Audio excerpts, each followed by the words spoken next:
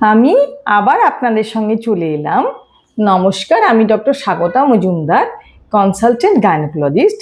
আজকে আপনাদের সঙ্গে একটা খুব আমাদের নিজেদের এক্সপিরিয়েন্স, আমাদের অভিজ্ঞতা শেয়ার করতে এলাম।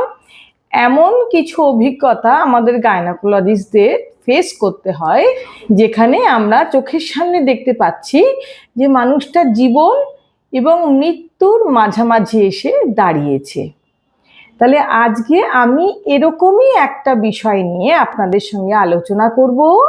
সেটার নাম হলো একটোপিক প্রেগনেন্সি।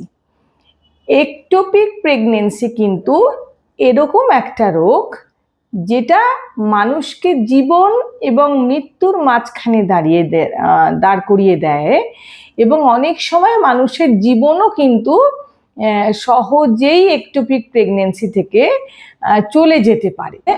আজকে যেহেতু আমাদের আলোচনার বিষয় একটোপিক প্রেগনেন্সি, শুরুতেই আমি একজন রোগিনী যার একটোপিক প্রেগনেন্সি হয়ে পেটের মধ্যে একেবারে রাপচার হয়ে গেছিলেন তার সঙ্গে কথা বলে কিন্তু আজকে শুরু করব আলোচনা। হাবিবা বিবি আমার নাম। তুমি কি নিয়ে এসেছিলে? পেটে ব্যথা, বিল্ডিং হচ্ছিল। তখন আল্ট্রাসোনোগ্রাফি করে কি ধরা পড়েছে? একটোপিক প্রেগন্যান্সি আর বাস্ট হয়ে গেছিল না, আর পেটের মধ্যে ব্লিডিং হচ্ছিল, তাই না? আচ্ছা, তারপরে অপারেশন করে এখন ভালো আছো?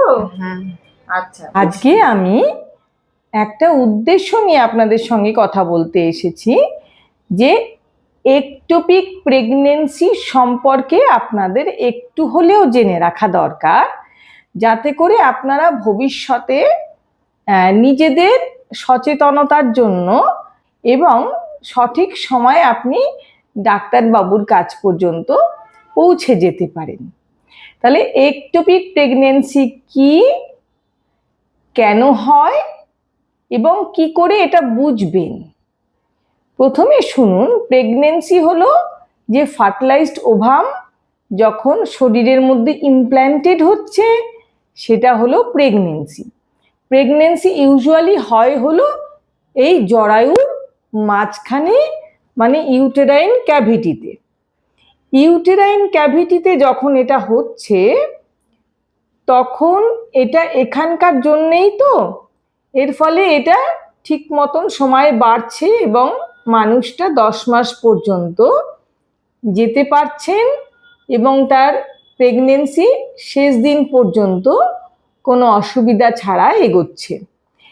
এমন অনেক সময় হয় যখন ফার্টিলাইজড ওভামটা ইমপ্ল্যান্টেড হচ্ছে আউটসাইড ইউটেরাইন ক্যাভিটি, মানে ইউটেরাসের ক্যাভিটির বাইরে। কোথায় কোথায় হতে পারে? ওভারিতে হতে পারে, ফ্যালোপিয়ান টিউবে হতে পারে, ইসমাসে হতে পারে, সার্ভিক্সে হতে পারে। কমন হলো এই ফ্যালোপিয়ান টিউব, এই যে টিউবের মতন অংশ, এখানটায় কিন্তু ইমপ্ল্যান্টেড হচ্ছে এবং এটাই সবচেয়ে কমন একটোপিক প্রেগনেন্সি দেখা যায়। তাহলে টিউবের মধ্যে যখন এই বাচ্চাটা ইমপ্ল্যান্টেড হচ্ছে তখন এটা ন্যাচারালি এই সরু অংশের মধ্যে এমন কোনো সাপোর্টে পাচ্ছে না যাতে বাড়তে পারে। 6 থেকে 8 সপ্তাহ মেরে কেটে এই টিউবের মধ্যে বাড়ছে। তারপরে কতগুলো ঘটনা ঘটছে, হয় টিউব বাস্ট হয়ে যাচ্ছে, অথবা টিউবের মধ্যেই বাচ্চাটা নষ্ট হয়ে রক্ত পাত হতে হতে আস্তে আস্তে টিউবাল মোলে পরিণত হচ্ছে, অথবা টিউবাল অ্যাবর্শন হয়ে যাচ্ছে। যখনই যেটা হচ্ছে অমনি এখান থেকে ব্লাড আসছে, এসে এটা পেটের মধ্যে ঢুকছে, যেটা বাইরে থেকে কিন্তু বোঝা যাচ্ছে না, এবং কিছুটা ব্লাড কিন্তু আবার ভেজাইনা থেকেও আসছে। ফলে মানুষটা কিন্তু বুঝতে পারছে না যে তার মাসিক বন্ধ আছে, ফলে সন্দেহ আসছে না। ফলে তার কিন্তু একটা অল্প অল্প করে ব্লিডিং 10-12 দিন ধরে হচ্ছে, সেটা কালো কালো রঙের ব্লাড ভাঙছে এবং পেটে একটা আনইজিনেস, যতক্ষণ না রাপচার হচ্ছে ততক্ষণ কিন্তু হঠাৎ করে ব্যথা নাও আসতে পারে, আনইজিনেস একটা হতে পারে, যে পেটের মধ্যে একটা অস্বস্তি ভাব আর একটু একটু করে ব্লিডিং ভাঙছে, এবং তার 6 থেকে 8 সপ্তাহ হয় মাসিক হয়নি, অথবা মাসিক হলে পরিমাণে অল্প হচ্ছে। এই একটোপিক প্রেগনেন্সি কি কারণে হতে পারে? যখন নর্মাল টিউব এবং ওভারি বা এইসব স্ট্রাকচারগুলো ড্যামেজ হয়ে যায় কোনো কারণে, মানে এইভাবে যে যাচ্ছে, যেমন একটা ডিম যখন বেরোচ্ছে এই ফিমব্রিয়া লেন থেকে, সেটা ক্যাচ করে টিউবের মধ্যে থেকে এরকম একটা সিলিয়ারি মুভমেন্টে কিন্তু এগোচ্ছে, এগিয়ে তখন এখানে স্পার্মের সঙ্গে ফিউজড হচ্ছে এবং ফার্টিলাইজড ওভাম তখন চলে আসছে, আস্তে আস্তে এসে ইমপ্ল্যান্টেশন হচ্ছে। যখন এই সিলিয়ারি মুভমেন্ট অথবা টিউবটা ড্যামেজ থাকে, তখন এটা প্রপারলি আসতে পারছে না এবং এটা কিছু দূর অবধি এসে এখানে ইমপ্ল্যান্টেড হয়ে যাচ্ছে। এবং এইটার মেন কারণ হচ্ছে ইনফেকশন, পেলভিক ইনফ্ল্যামেটরি ডিজিজ। এছাড়া যারা আমরা মানে ওভুলেশন ইন্ডাকশন করছি, ইনফার্টিলিটি ট্রিটমেন্ট করছি, এন্ডোমেট্রিওসিস আছে পেটের মধ্যে, অথবা এরকম যে লাইগেশন অপারেশন করেছেন, স্টেরিলাইজেশন, তারপরে কি হচ্ছে, খানিকটা অংশ বাদ হয়ে গেছে, এখান থেকে ওভাম এসে একটা অংশে আটকে গেল, এরকম স্টেরিলাইজেশন অপারেশন করার পরেও কিন্তু একটোপিক প্রেগনেন্সি হতে পারে। এছাড়া আগে যার একটোপিক প্রেগনেন্সি হওয়ার ইতিহাস আছে, আগে একটা মানুষের একটা টিউব হয়তো বাদ হয়ে গেছে একটোপিক প্রেগনেন্সির জন্য, আরেকটা টিউবেও কিন্তু একটোপিক প্রেগনেন্সি হতে পারে। হঠাৎ করে যখন রাপচার হয়, তখন মানুষটা কিন্তু জীবন এবং মৃত্যুর মাঝামাঝি দাঁড়িয়ে যায়, যদি সেটা প্রপারলি ডায়াগনোসিস না করা যায় এবং সন্দেহ না করা যায়। আজকে আমার উদ্দেশ্য হলো যে মানুষের জীবন যেন কোনো অবস্থাতেই শুধু একটোপিক প্রেগনেন্সির জন্য চলে না যায়।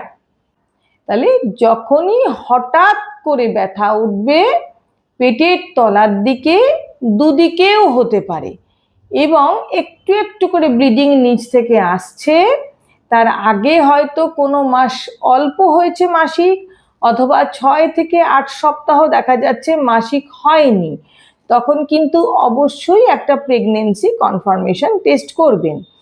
মানুষ ইউজুয়ালি আসছে একেবারে ফ্যাকাশে চেহারা, রক্ত শরীরে নেই, ঘামছে, মানে শকে চলে যাচ্ছে, এবং তার ইতিহাস আছে সে স্টেরিলাইজেশন অপারেশন করেছেন, অথবা তার মাসিক হয়তো বন্ধ নাও থাকতে পারে, হয়তো মাসিক দেখা যাচ্ছে বন্ধ নেই, কিন্তু অল্প অল্প পরিমাণে মাসিক হচ্ছে, এবং লাস্ট 2 মাসে এরকম ভাবে দেখা যাচ্ছে যে অল্প একটু হয়েছে, অথবা লাস্ট 10-12 দিন ধরে অল্প অল্প মাসিক আসছে, কিন্তু ভীষণ পেটে ব্যথা, একেবারে চেহারা ফ্যাকাশে হয়ে গেছে, যত ভেতরে ব্লিডিং আসছে তত চেহারার মধ্যে ফ্যাকাশে ভাব ফুটে উঠছে, এবং একদম শকে পৌঁছে যাওয়ার মতন একটা অবস্থায় তারা আসছেন।